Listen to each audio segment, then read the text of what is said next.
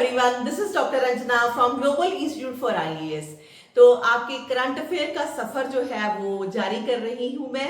I know पीछे थोड़ा सा गैप हो गया और कुछ ऐसी बातें हो जाती हैं आपकी लाइफ में जिसमें कि आप अपने जो और ड्यूटीज है रेगुलर उसको कंटिन्यू नहीं कर पाते हैं sometimes, but I will continue definitely. अभी हमारा एग्जाम भी जो है वो बहुत क्लोज आ गया है, तो इस वजह से आज के सफर को शुरू करते हैं। इस पे बहुत इंपॉर्टेंट न्यूज मैं आपके साथ डिस्कस करने वाली हूँ, that is regarding your dams. और इसमें सबसे पहली जो बात हम करने जा रहे हैं, this is your Kaleshwaram dam, very very important. Kaleshwaram dam जो है वो न्यूज में है और बहुत चांसेस है कि आपको in fact this year UPSC prelims में भी क्वेश्चन आ सकता है। तो पढ़ते हैं इसके बारे में। Now India's national safety regulation for large dam has found irreparable damage. तो ये न्यूज में क्यों है? बिकॉज इसके अंदर अभी बना ही है जस्ट इसी के टाइम में ही इनफैक्ट इसके अंदर डैमेज जो है दैट इज इरिपेरेबल, ये इस तरह का मतलब फाइंड किया गया है in the structure of 3 barrages that are part of the world's biggest multi stage lift irrigation project. तो ये क्या है? आपका दुनिया का सबसे बड़ा होने वाला है multi stage lift irrigation project. इसी वजह से इसको हम शॉर्ट में क्या बोलते हैं? KLIP, that is Kaleshwaram lift irrigation project. कहां पर है? ऑन गोदावरी रिवर है। कहां पे है? किस स्टेट के अंदर है? Mainly in Telangana. वहां पे Jayashankar that is Bhupalpally district है, across the border from Maharashtra, and will supply water for irrigation, industrial and domestic uses over swath of your northern Telangana। तो northern Telangana को इससे बहुत ज्यादा फायदा होने वाला है। इन शॉर्ट इसको हम KLIP बोलते हैं, that is Kaleshwaram lift irrigation project. और दुनिया का सबसे बड़ा जो है वो इस तरह का लिफ्ट इरिगेशन प्रोजेक्ट ये होने वाला है। Now work on this project began in 2019। 2019 में इसका काम शुरू हुआ था। In 2024, 4 months after the incident of flooding at the biggest of the project barrage, the state government asked National Dam Safety Authority NDSCA के बारे में भी आप पढ़ के जाना, बिकॉज आपको प्रीलिम्स में डिफरेंट अथॉरिटीज और इंस्टीट्यूशंस के ऊपर क्वेश्चंस पूछे जाते हैं। तो NDSA, इसके मेंबर्स कहां से आते हैं, कितनी देर की उनकी टर्म होती है, ये सब आप पढ़ के जाएंगे। नाउ इसको कहा गया है which is a statutory body set up under national dam safety act 2021। तो ये एक्ट और this body you must study thoroughly, and the government has made NDSA finding and recommendation for the public this week. अब इसके अंदर collection project on the Godavari river will be world's largest multi stage lift irrigation project. और यहाँ पे आपके लिए क्या है कि लिफ्ट इरिगेशन प्रोजेक्ट है, water does not rely on the gravity, automatically gravity के साथ फ्लो नहीं करता in the canal from higher ground to lower, rather water is lifted by means of pumps और surge pools to main delivery chamber at the highest point in the project from जो है where it is distributed to the beneficiary fields। So this is known as your lift irrigation project। The project spans over approximately 500 kilometers 13 districts के साथ, with a canal network है इसका 1800 kilometre का। According to the project master plan of 240,000 million cubic feet of water, इतना पानी जो है इसके अंदर स्टोर रहेगा। इसके अंदर से 169 TMC 1000 million cubic or more than 70% is meant for irrigation, and 30 TMC जो है is for Hyderabad municipal area, 16 TMC जो है for miscellaneous industrial uses के लिए ये प्लान किया गया है कि ये इस्तेमाल किया जाएगा बेटा।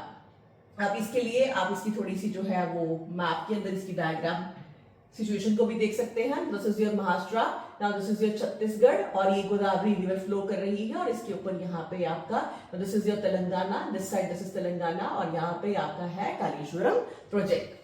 नाउ अब फिर ऑब्वियसली ये क्राइसिस की स्टेज में अभी है, राइट, बिकॉज इसमें थोड़ी सी कमियां पाई गई हैं। On October 2023 one of the pillars that is number 20 और ब्लॉक 7 इन योर मेदिगाडा बैरेज जो है वो सैंक हो गया, विच लेड टू फ्लडिंग। सो इस वजह से NDSC की टीम को ये काम जो है वो सौंपा गया है। So this is all about this news। इसको बहुत अच्छे से आप लर्न करो, chances are very high that you will get one question over this in your prelims itself, right? Now next हमारी जो news है, this is regarding again with the dams, because water sharing को लेके आपको पता है अभी at the moment controversy चल रही है between पंजाब and हरियाणा, तो उसको लेके स्टडी करते हैं। Now, amid escalating tensions with Haryana over water sharing, all parties of Punjab came together. In fact, Punjab की सारी political parties इकट्ठी हो गई हैं कि हम जो है वो हरियाणा को एक्स्ट्रा पानी नहीं दे सकते, जबकि डिमांड हो रही है कि हरियाणा को जो है वो एक्स्ट्रा पानी दिया जाए। और यहाँ पे कौन सी आपकी बॉडी जो है वो न्यूज में है, this is Bhakra Beas management board, BBMB। और BBMB का ये डिसीजन है अभी to release an extra 4500 cusec of water to Haryana. तो इसको लेके पंजाब जो है वो डेफिनेटली मान नहीं रहा है। All parties have unanimously decided to rise above party lines, इसलिए सीएम के साथ जो है वो सभी पार्टीज ने इकट्ठा होकर सपोर्ट किया विद इन पंजाब। लेकिन करंट क्राइसिस हमारा क्या है, ये लेटेस्ट आपका स्टैंड ऑफ हुआ अप्रैल 23 को, when Haryana sought 8500 cusec of water from Bhakra Nangal project, 4500 cusec more than what is currently जो है रिसीविंग। ऑलरेडी 4500 क्यूसेक हरियाणा लेता ही है, जो वो ऑलरेडी ले चुका है। अब हरियाणा की डिमांड है कि उससे एक्स्ट्रा पानी जो है वो हमें दिया जाए। सो यहाँ पे इनकी मीटिंग्स चली, जिसके अंदर आपके जो भी राइपेरियन स्टेट्स हैं, जिस तरह की आपका हरियाणा, राजस्थान, दिल्ली, बिकॉज ये सभी के सभी बीजेपी रूल्ड है, तो ऑब्वियसली इन्होंने प्रो हरियाणा वोट दिया। जबकि इसके अंदर जो है पंजाब ने अपोज किया और हिमाचल प्रदेश ने इसके अंदर जो है वो जाकर वोट नहीं दिया। एंड पंजाब जो है इसी वजह से इसको रिफ्यूज कर रहा है कि हम एडिशनल पानी जो है वो हरियाणा को नहीं दे सकते, बिकॉज अब इसी वजह से हरियाणा जो है वो एक्सप्लोर कर रहा है कि हम कोर्ट के अंदर जाएंगे। The same way Punjab is also exploring the same आपकी सिचुएशन कि हम भी फिर डेफिनेटली कोर्ट्स में ही जाकर अपना न्याय ले सकते हैं। और now this map is very very important. तो यहाँ पे आप देखो, आपको कुछ और जो है वो डैम्स का जिक्र भी यहाँ पे मिल रहा है। Now this is your Sutlej river. Sutlej river आपकी फ्लो कर रही है और नाउ सतलुज रिवर के ऊपर जो है वो आपको भाखड़ा नंगल प्रोजेक्ट जो है वो यहाँ पर नजर आ रहा है, राइट। और यहाँ पे इसके अलावा Pong dam and Pandoh dam, these two dams are also very very important. ये भी आपके यहाँ पे न्यूज में है। अब BBMP का जो वाटर शेयरिंग क्राइसिस है इसके अंदर, now consider as early as 1910 the Bhakra Nangal project is among the earliest post independent river valley development projects. 1910 से ही इसकी नींव जो है वो पड़ चुकी थी और जस्ट आफ्टर इंडिपेंडेंस हमारा ये जो है वो कंप्लीट हुआ। और with the one that is with prime minister जो है वो आपके जवाहरलाल नेहरू, उनकी डेफिनेटली पर्सनल इंटरेस्ट के साथ। नाउ उसके बाद फिर before the state was split into Punjab, Haryana and Himachal, Bhakra Nangal project was under the direct control of your Punjab government only. फिर उसके बाद हमारा भाखड़ा मैनेजमेंट बोर्ड जो है वो 1966 में एस्टैब्लिश हुआ under section 79 of Punjab reorganisation act to administer the project in the best interest of the 3 states. उसके बाद this border was renamed as, इस बोर्ड को फिर बाद में क्या नाम दिया गया, BBMP in 1976 and given additional task of managing the project on river Beas, namely Beas Sutlej link project. इसके अंदर आपका पंदोर डैम और पोंग डैम आता है और दोनों के दोनों हिमाचल में है। नाउ अब इसको लेके फिर डेफिनेटली आपकी ये जो प्रॉब्लम चल रही है, इसमें कैसे वाटर शेयरिंग हो। करंटली जो है for the current year allocation है 5.512 मिलियन एकड़ हेक्टेयर टू पंजाब, 2.987 मिलियन जो है एकड़ हेक्टेयर है हरियाणा के लिए और 3.318 जो है वो राजस्थान के लिए है। जबकि हम ये बोल रहे हैं कि हमारे पास ऑलरेडी एनफ पानी नहीं है और पंजाब कह रहा है कि Punjab claims that Haryana has already withdrawn 3.110 million जो है आपका एकड़ हेक्टेयर का पानी जो है, फीट का पानी ऑलरेडी वो ले चुके हैं। जबकि हरियाणा के लिए कितना दिया गया है, 2.987, जिसमें से वो 3.110 से ज्यादा ऑलरेडी ले चुके हैं, which is 104% of its share for whole of the year. This is even as the water level in your Ranjit Sagar जो कि आपका रावी रिवर पे है and Pong dam and are 16.9 and 31.87 feet lower than the same time last year. Already पानी कम चल रहा है dams के अंदर और स्केंटी ऑफ जो है आपकी स्नोफॉल हुई, इसकी वजह से ऑलरेडी पानी का लेवल जो है वो कम है। तो हमारे लिए क्या इंपॉर्टेंट है, अगेन BBMP कब फॉर्म हुआ, किस तरह से वाटर शेयरिंग हो रही है, ये हमारे लिए बहुत बहुत इंपॉर्टेंट है। ना एक नेक्स्ट हमारी इंटरनेशनल लेवल पर एक न्यूज जो है वो इंपॉर्टेंट है, जिसके अंदर की अफगानिस्तान का एक आपका एयर बेस है जो न्यूज में है, और इसको लेके यूएस प्रेसिडेंट डोनाल्ड ट्रंप ने बोला है कि ये एयर बेस यूएस के पास ही होना चाहिए था, हमने क्यों छोड़ दिया, because it is very close to China's nuclear testing part. जबकि वो एग्जैक्टली नहीं पता कि कौन से न्यूक्लियर टेस्टिंग स्टेशन को या मिसाइल टेस्टिंग स्टेशन को बोल रहे हैं, but this area indirectly becomes very very important because of the mention of this place by US president। तो US president ने ये क्लेम किया है कि चाइना इनफैक्ट अब एक एयर स्पेस है, एयरफील्ड है, that is Bagram airfield Afghanistan के अंदर, और ये बोल रहे हैं कि वो चाइना ने एक तरह से कंट्रोल कर लिया है। Now, which American forces had vacated, जिसको कि 2021 में अमेरिका ने वेकेट किया था, और आज की डेट में ट्रम्प बोल रहे हैं कि चाइना का उसके ऊपर कहीं ना कहीं कंट्रोल है, जिसको लेके कि यूएस काफी थ्रेटन फील कर रहा है। Trump claimed that Americans were going to keep Bagram, which is an hour away from where China makes its nuclear weapon। तो उनका क्लेम है कि इनफैक्ट ये जो आपका एयरफील्ड है ये चाइना के न्यूक्लियर वेपन टेस्टिंग जो है इस प्लेस की बहुत ही क्लोज है, इस वजह से चाइना इसके ऊपर कंट्रोल करने की पूरी कोशिश कर रहा है और उनके हिसाब से कर भी चुका है। जबकि it is unclear which Chinese nuclear facility Trump was referring, the closest known testing site is, जबकि जो सबको पता है, जो कि ऑलरेडी ये चीज पेपर्स पे है, वो क्या है कि 2000 किलोमीटर अवे आपका from this particular airfield in उनकी साइट है, वो कौन सी है, that is Lop Nur in Zhejiang, where Chinese जो है they tested its first atom bomb in 1964। Now you must remember this। अब आपको इनडायरेक्टली लोपनूर के बारे में पता होना चाहिए और चाइना का फर्स्ट जो है वो टेस्टिंग कब हुआ था। The closest nuclear weapon facility is, इसके अलावा कोकोनूर कॉम्प्लेक्स भी है फर्दर ईस्ट इन क्योंगहाई प्रोविंस। तो आपको क्योंगहाई प्रोविंस को याद करना है, लोपनूर को ध्यान में रखना है।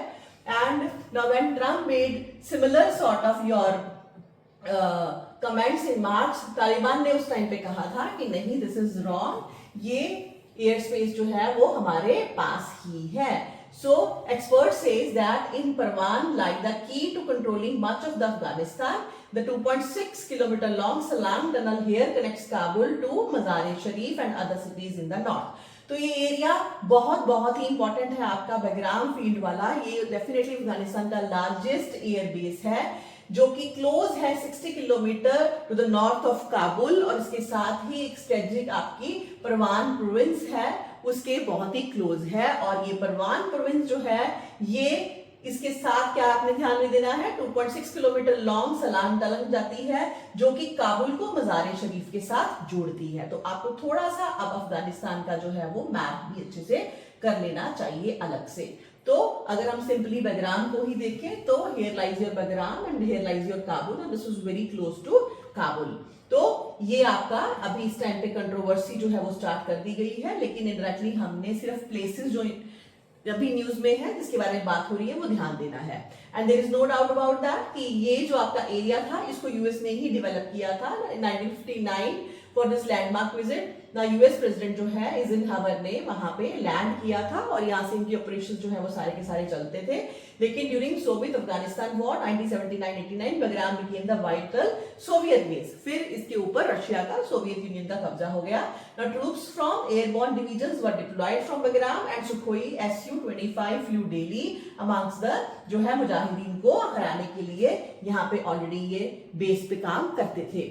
लेकिन उसके बाद over the next 2 decades the war on terror raged, then Bagram became the epicenter of Americans presence। फिर later on अमेरिका ने वापस जो है जब आपका वॉर ऑन टेरर चला, बिन लेडन का टाइम था, उस टाइम पे इस एयर बेस पे अमेरिकन का कब्जा हो गया and the base was further expanded और इनफैक्ट उन्होंने इसके ऊपर काम करके इसको एक्सपैंड भी किया। लेकिन 2021 यूएस फोर्सेस जो है वो चली जाती हैं और अभी आपका ये याद आया है यूएस प्रेसिडेंट को कि इतना इंपॉर्टेंट रीजन हमारे हाथ से जा चुका है और मे बी चाइना इसको अपने कंट्रोल में कर चुका है। This is how he is claiming. तो हमारे लिए क्या इंपॉर्टेंट है, अफगानिस्तान का मैप हमारे लिए इंपॉर्टेंट है और इसके साथ ही हमें ये देखना है कि ये बगराम जो है वो एयरफील्ड और परवान आपका जो है वो प्रोविंस और इसके साथ ही सलाम टनल जो कि लिंक करती है काबुल को मज़ार-ए शरीफ के साथ, ये सारे एरियाज को ज्योग्राफिकली आप अच्छे से स्टडी कर लेना। राइट बेटा? नाउ नेक्स्ट हम बात करेंगे थोड़ी सी क्रॉप्स के बारे में, जिसमें कि बहुत ही इंपॉर्टेंट डिस्कशन है दैट इज रिगार्डिंग मेज एंड सोयाबीन, उसकी प्रोडक्शन को लेके। और साइंस एंड टेक्नोलॉजी में आपको पता है ethanol is very very important, तो उसको लेके डाटा हमें मिल रहा है, उसको पढ़ते हैं थोड़ा। तो यहाँ पे क्या है कि agriculture is the source of food, feed, fibre and fuel. Agriculture से हमें सिर्फ फूड ही नहीं मिलता, उससे इनफैक्ट फाइबर भी मिलता है, फीड जो कि आप पशुओं को कराते हो, और सबसे इंपॉर्टेंट चीज आज की डेट में क्या है, फ्यूल भी उससे हमें मिलता है। जैसे कि कॉटन की एग्जांपल यहाँ पे दी गई है, जो आपका रॉ है, रॉ कॉटन जो आपकी बॉल्स होती हैं, that farmers harvested yield not just the white fluffy fibre और lint, they also contain seed from which edible oil जो है वो निकाला जाता है, and the residual protein rich cake after oil extraction is used as feed ingredient for जो cattle and poultry. And it is the fourth F. अब उसके साथ ही क्या और नई चीज जुड़ गई है, फ्यूल। अब फ्यूल भी हम उसमें से निकालते हैं, that creating a ripple, and if not जो है basically among the existing users in the industry, तो इसको लेके अभी दिक्कत हमारी किस तरह से आ रही है, that is mainly in the area of मेज। कैसे बच्चे, टिल 2021-22 इंडियाज मेज output at 32 to 33 million ton, exceeded domestic demand of around 28 million tons। तो याद रखो आप इस डेटा को, मेज में भी काम आएगा कि हमारी जो डिमांड है वो मेज की 28 मिलियन टन है, लेकिन 2021-22 से ही हमारी जो प्रोडक्शन है वो हमारी डिमांड से ज्यादा ही रही है, and it even left a surplus for export, जिसमें कि हम 3.7 मीट्रिक टन का जो है वो हमने एक्सपोर्ट भी करा था। नाउ अब लेकिन क्या है, out of this 28 million tons, यहाँ पे रफली 28 million tons was from the livestock feed industry. 20 million ton 28 में से लाइव स्टॉक के पास ही जाता था। That included 15 million ton for poultry and 5 for kettle.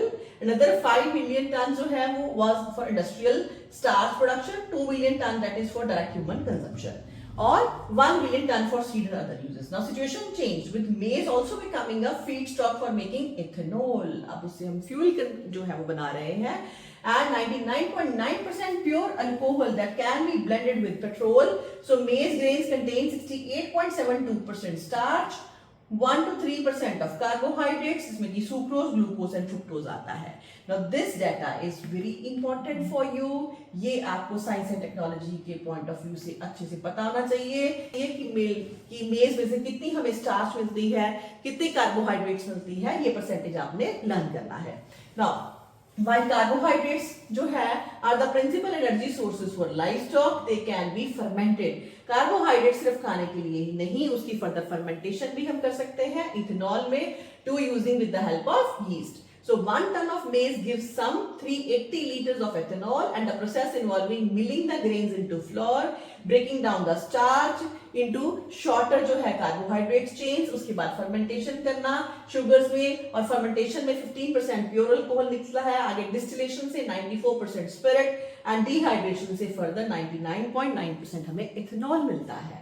Now 22-23 में शुगर मिल्स डिस्टिलरी जो है, they supply 31.51 crore liters of ethanol produced from 0.8 million tons of maize, लेकिन 23-24 के अंदर ये बढ़ के कितना हो गया, 286.54 करोड़ लीटर्स, जिसमें कि 77.5 मिलियन टन मेज हमने इसी में ही यूज की है। Now for 2024-25 सप्लाई ईयर जो है, oil marketing companies have contacted basically 484.35 crore litres और एथेनॉल की प्रोडक्शन हमने मेज से इंक्रीज कर दी गई है। सो इससे द करस्पॉन्डिंग मेज रिक्वायरमेंट जो है वो हमारी बाकी पर्पसेस के लिए would work out to cover 12.7 metric tonne only. और the diversion of maize for biofuel has completely upset the demand supply balance, right? So this has led to shortage of grains and pushed up prices, जिसकी वजह से दिक्कत आ रही है। और India average prices for मेज जो है वो 14,000 से 15,000 थे, अब बढ़कर हो गए 24,000 to 25,000 पर टन, और ये दिक्कत अब आ रही है। इसका लेकिन इनडायरेक्टली असर सोयाबीन पे भी पड़ रहा है। कैसे पड़ रहा है? After ethanol is produced from मेज and separated through distillation, the wet fermented mash that remains is further dried तो आपका डिस्टिलेशन करने के बाद मेज में से जो भी मैश बचता है उसको फर्दर ड्राई किया जाता है and it results into what is called DDGS, that is distillers dried grain with solubles. Distillers dry grain with solubles, जिसको कि फिर वो एनिमल्स को फीड करने के लिए हम दे सकते हैं. Now this byproduct is protein rich material that has emerged as an alternative livestock feed ingredient. तो इसके अंदर मेज के अंदर जो है जो उनका DDGC है GS है उसके अंदर 28 to 30% प्रोटीन है. It is even higher than 45% of DDGS, that is a by product of ethanol made from the grains and the protein source that livestock feed जो है मैन्युफैक्चरर्स दे ओरिजिनली यूज, ठीक है, from the residues of the still oiled cakes after extraction of oil from soybean. इससे पहले soybean से extract करने के बाद जो मटेरियल बचता था उसको वो जानवरों को खिलाते थे. अब उसकी जगह किसने ले ली है? मेज ने ले ली है, बिकॉज मेज से जो आपको बचा हुआ मटेरियल मिलता है वो सस्ता मिलता है और उससे आप ज्यादा प्रोटीन रिच जो है वो डाइट अपने जानवरों को दे सकते हो. सो इनडायरेक्टली इसकी वजह से सोयाबीन के जो प्राइसेस हैं वो गिर गए हैं, because soybean is lesser in demand. So इस वजह से ये आपका जैसे कि 5 million tons plus DDGS would be generated as a product of ethanol from maize and rice. Additionally, supply of this alternative protein feed ingredient is in turn exerting downward pressure on soybean, and these have fallen to 30% so in the last 2 years. So this is the issue जो आपको ध्यान में रखना है कि मेज से हम किस तरह से इथेनॉल प्रोड्यूस करते हैं और इनफैक्ट इसका असर जो है वो और कौन सी क्रॉप पे बुरा पड़ रहा है. सो इस पॉइंट ऑफ व्यू से आपको इस न्यूज को, इसके इंपॉर्टेंट पॉइंट्स को सिर्फ लर्न करना है. So this is all for today. आज के लिए इतना ही काफी है. प्लीज आप इसमें जितने इंपॉर्टेंट पॉइंट्स मैंने आपको बताए उनको जल्दी से लर्न करके रिवाइज करना और थोड़ी सी मैप स्टडी भी साथ में कर लेना. जल्दी ही मिलती हूँ नेक्स्ट वीडियो में और बहुत सारी इंपॉर्टेंट इन्फॉर्मेशन के साथ. Thank you so much for watching.